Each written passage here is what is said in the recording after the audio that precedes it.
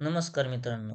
जर तुम्ही M-S-T-C-E-T engineering ॲडमिशनसाठी कॅप ऑप्शन फॉर्म भरणार असाल, तर हा व्हिडिओ तुमच्यासाठीच आहे. कारण आज आपण समजून घेणार आहोत 136 रूल, ज्यामुळे अनेक विद्यार्थ्यांचा गोंधळ होतो.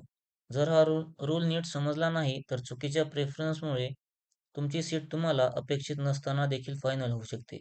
चला तर मग आता समजून घेऊ. कॅप ऑप्शन फॉर्म म्हणजे काय? कॅप ऑप्शन फॉर्म म्हणजे तुम्ही ज्या कॉलेज आणि ब्रँचमध्ये ॲडमिशन घ्यायचा विचार करत आहात, त्याची लिस्ट. आता खालीलप्रमाणे आपण लिस्ट समजून घेऊ. पहिल्या प्रेफरन्सला आहे सी-यू-पी कॉलेज कॉम्प्युटर इंजिनिअरिंग. दुसऱ्या प्रेफरन्सला आहे व्ही-जी-टी-आय कॉलेज इन्फॉर्मेशन टेक्नॉलॉजी. तिसऱ्या प्रेफरन्सला आहे PICT computer engineering. VIT Pune AIDS, PCCOE computer engineering आणि डी-वाय पाटील ए-आय-एम-एल अशा प्रकारे लिस्ट असेल. आता या लिस्टमध्ये पहिला पर्याय म्हणजे तुमची सर्वात जास्त प्रेफरन्स आणि शेवटचा पर्याय म्हणजे सर्वात कमी प्रेफरन्स. आता नक्की 136 रूल काय म्हणतो ते बघू. सर्वप्रथम कॅप राउंड 1 बद्दल बोलू. समजा कॅप राउंड 1 मध्ये तुम्हाला तुमची पहिली प्रेफरन्स म्हणजे सी-यू-पी कॉम्प्युटर सायन्स मिळाली. याचा अर्थ तुम्हाला तुमची सर्वात जास्त पसंतीची सीट मिळालेली आहे. अशा परिस्थितीत ती सीट ऑटो फ्रीज होऊ शकते आणि पुढच्या राउंडमध्ये अपग्रेड होण्याची संधी मिळत नाही. म्हणजे ऑटो फ्रीज होणे म्हणजे ते मनानेच फ्रीज होऊन जाते. आपण त्याला फ्रीज करायची गरज पडत नाही. त्यामुळे तुम्हाला पुढल्या राउंडमध्ये जाता येत नाही.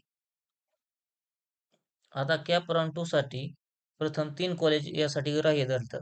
म्हणजे राउंड 2 मध्ये जर तुम्हाला तुमच्या प्रेफरन्स लिस्टमधील पहिल्या 3 पैकी कोणतीही सीट मिळाली. समजा आपण जी लिस्ट तयार केली त्यात पहिले 3 प्रेफरन्स होते CUP Pune computer engineering, VGTI Mumbai information technology, PICT Pune computer engineering. आता यापैकी म्हणजेच समजा आपल्याला व्ही-जी-टी-आय इन्फॉर्मेशन टेक्नॉलॉजी किंवा पी-आय-सी-टी कॉम्प्युटर इंजिनिअरिंग मिळाली, तर त्याला रूल 3 म्हणतात. या रूलमध्ये जर टॉप 3 प्रेफरन्समध्ये कॉलेज मिळाले, तर ते ऑटो फ्रीज होण्याची तरतूद असते. पण एक गोष्ट लक्षात ठेवा, हे टॉप 3 प्रेफरन्स फक्त कॅप 2 साठी असतो आणि तो ऑटो फ्रीज होतो. आता कॅप 3 साठी. कॅप 3 मध्ये जर तुम्हाला तुमच्या प्रेफरन्स लिस्टमधील पहिल्या 6 प्रेफरन्सपैकी कोणतीही सीट मिळाली. आता आपले 6 प्रेफरन्स कोणते होते? CUP computer engineering, VGTI information technology, PICT computer engineering, VIT AIDS, PCCOE computer engineering आणि डी-वाय पाटील ए-आय-एम-एल. तर हे आपले पहिले 6 प्रेफरन्स आहेत. जर या पहिल्या 6 प्रेफरन्समधील आपल्याला कोणताही एक प्रेफरन्स मिळाला, तर ती सीट ऑटो फ्रीज होते. म्हणजेच आपल्याला चौथ्या कॅपसाठी ऑप्शन फॉर्म भरता येणार नाही.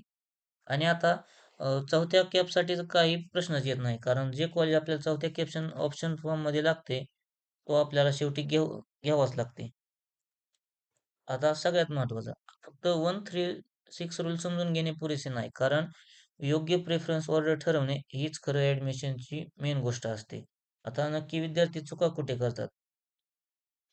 रँडम कॉलेजेस टाकणे, त्यांचा कट ऑफ न बघणे, ड्रीम कॉलेज, सेफ कॉलेज यांचा क्रम न ठरवता समजा आपल्याला एक कॉलेज माहिती ते आधी टाकणे, त्याचा कट ऑफ न बघणे, कॉलेज आणि ब्रँच यामध्ये चुकीचा निर्णय घेणे.